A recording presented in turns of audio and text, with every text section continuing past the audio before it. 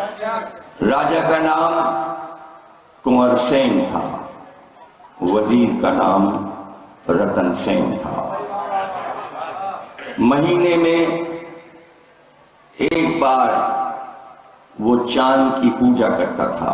14ویں کا چاند، جب چاند کامل ہوتا تھا تو راجا اپنے ساتھیوں کے ساتھ، وزیر اعظم کے ساتھ 14ویں کے چاند کو پانی میں دیکھتا تھا۔ جیسے ہی اسے چاند نظر آتا وہ دریا میں کچھ دور چلتا اور بالکل چاند کے قریب پہنچ جاتا اور پہنچ کر کچھ پھول اور کچھ سینگور چاند کو نظر کرتا۔ یہ اس کی پوجا تھی۔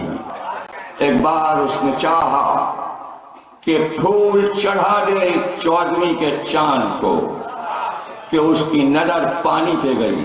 پیچھے وزیر، دائیں بائیں نجومی، اس نے دیکھا چاند تو 2 ٹکڑے ہیں۔ آدھا چاند دائیں طرف جا رہا تھا، آدھا چاند بائیں طرف جا رہا تھا۔ چاندنی 2 حصوں میں سمٹ رہی تھی اور بیچ میں اندھیرا چھا رہا تھا۔ کاہے کو ایسا سما دیکھا تھا؟ ایک بار مڑ کر چہرے کو دیکھا، لیکن وزیر کیا کرتا؟ اس لیے کہ یہ تو اچنبا تھا، یہ تو کرشمہ تھا۔ وزیر اعظم نے نجومیوں کو دیکھا کہ جلدی حساب لگاؤ ورنہ گردن نہ اڑا دی جائے۔ ہم جس کی پوجا کرتے ہیں وہی ٹوٹ گیا، وہی کامل نہ رہا، وہ ٹکڑے ٹکڑے ہو گیا ہے۔ نجومیوں نے جلدی سے آنکھیں بند کی اور وید اور مہابھارت کے کچھ شلوک پڑھے اور اپنے معبود سے پرارتھنا کر کے آواز دی، معبود بھگوان ایشور بتا یہ چاند کیوں ٹوٹا، یہ چندرما 2 ٹکڑے کیوں ہو گیا؟ آنکھ کھولی نجومیوں نے اور ایک بار بادشاہ کے آگے ہاتھ باندھے، کہا راجا کنور سین، عرب دیش میں ایک نبی کا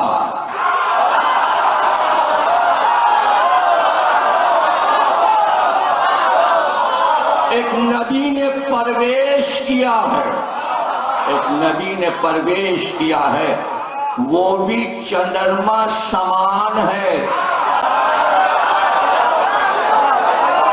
وہ چندر سوروپی ہے، اس کے چہرے سے بھی چاندنی چھٹکتی ہے، وہ مکے دیش کا رہنے والا ہے، اس کی امت بڑی ناخلف ہے۔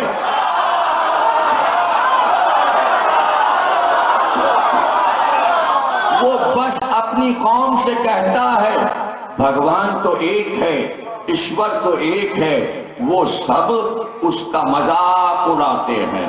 آج وہ بلند پہاڑی پر تھا اور اس نے کہا کہ اقرار کرو کہ ایک ہے ایشور۔ اس کی قوم نے ماننے سے انکار کیا اور پھر یہ کہا کہ بتاؤ یہ چاند اگر تم توڑ سکتے ہو تو ہم تمہارے خدا کو مان لیں۔ بس اس نے اپنی ایک انگلی اٹھائی ہے اور چاند ابھی ابھی ٹوٹا ہے۔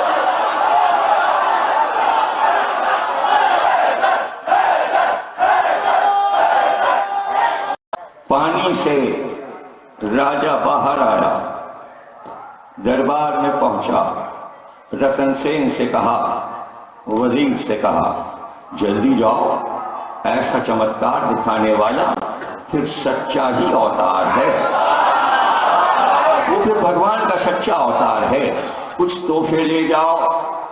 رتن سین چلے، فوج کے سپاہی بھی ساتھ تھے، گھوڑے پر سوار ہوئے، عرب کا سفر تھا۔ بس یہ دین پسند آ گیا رتن سین کو۔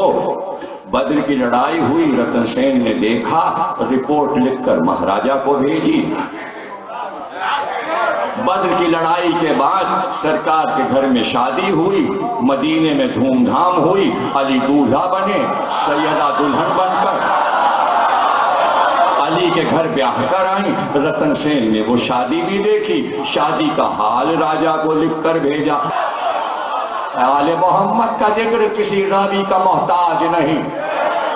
रतन सेन लिखता जाता है, तारीख लिख रहा था, फिर उसने अहद की लड़ाई देखी, अली की जुल्फ़िकार को उतरते हुए देखा, उसने हाल लिखा और जुल्फ़िकार का अक्स बनाकर राजा को भेज दिया। उसने अपनी तलवार पर वो अक्स चिपका और जब वो गया हिंदुस्तान तो महाराजा को वो किताब पेश की। महाराजा ने वसीयत की, रतन सेन ने वसीयत की, जो उसकी स्टेट थी वहीं पर दोनों ने वसीयत की कि हम मर जाएं तो जलाना कब्र बना देना।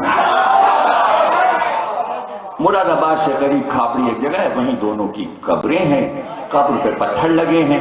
अब वहां एक मस्जिद बनी है जो कुंवर सेन ने बनवाई थी चांद के मोजज़े की याद में। ये हिंदुस्तान की पहली मस्जिद है। उसी मस्जिद के शहर में कुंवर सेन की भी कब्र है, रतन सेन की भी कब्र है, बादशाह की भी और राजा की भी। और जो पत्थर कब्र पे लगा है उस पर यह किस्सा लिखा है जो अब सुनाने जा रहा हूं। रतन सेन कहता है, एक दिन मैं घर से जो निकला तो मदीने में खुशियां थी, हर मुसलमान गले मिल रहे थे और फूल एक दूसरे पे लुटा रहे थे। रात आई तो चरागा था। मैंने कहा क्या है, कैसी ईद है? कहा ईद तुम्हें नहीं पता, नबी के यहां नवासा हुआ है, नबी के यहां नवासा हुआ है, सब मुबारकबाद देने जा रहे हैं। रतन सेन कहता है मैं भी चला। मैंने देखा उस दिन बहुत नबी खुश थे और गोद में बच्चे को लिए थे। सब कह रहे थे बच्चे का नाम हसन रखा है। लोग जाते सलामी देते और मुबारकबाद। मेरे हिंदुस्तान का तरीका था कि जब कभी बच्चे को देखने जाओ और विलादत हो तो खाली हाथ न जाओ। मैं राजा का वजीर था, मैं सफीर था, मेरे मुल्क की बदनामी होती कि मैं खाली हाथ जाता। मुझे याद आया कि जब मैं हिंदुस्तान से चला था मेरे जेब में 2 मोती पड़े हैं। मैंने हाथ डाला तो वो दोनों मोती थे। मैंने उसमें से एक मोती निकाला और उसे धागे में पिरोया। फिर मैंने जाके सलामी दी, मुबारकबाद दी और फिर अपने हाथ से वो मोती उस बच्चे के गले में पिराया। रतन सेन कहते जैसे ही मैंने वो सफेद सच्चा मोती बच्चे के गले में पिन्हाया वो मोती सब्ज हो गया। 1 साल के बाद फिर वैसे ही धूम हुई। मैंने पूछा कैसी खुशी? का दूसरा नवासा हुआ है। मैं जल्दी से पहुंचा, जेब में एक मोती था, मैंने धागे में पिरोया, मैंने जाके मुबारकबाद दी। बच्चे का नाम हुसैन रखा गया था। मैंने गले में वो मोती पिन्हा दिया। जैसे ही वो मोती गले में डाला वो मोती सुर्ख हो गया। ये पूरा वाकया रतन सेन ने लिखवाकर अपने कब्र के लौह पे लगवाया। अरे हसन हुसैन के जिक्र से कब्र अब तक जगमगा रही है। अमन मस्जिद में विद्या रंभम यानी तालीम की इब्तिदा की तकरीब भी अदा की जाती है और इलाके के लोग मस्जिद के इमाम से अपने बच्चों की तालीम की शुरुआत कराने के लिए आते हैं।